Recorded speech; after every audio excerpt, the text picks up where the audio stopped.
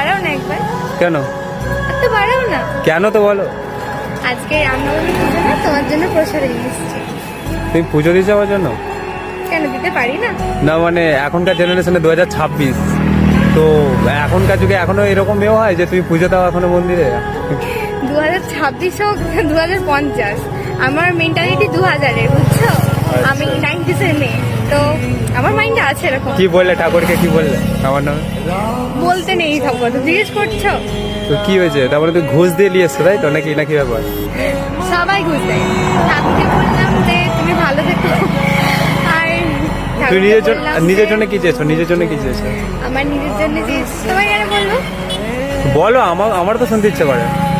আমি নিজের জন্য চেয়েছি যে যাতে আমার মূল্যবান জিনিসটাকে যেন আমার করেই রাখে।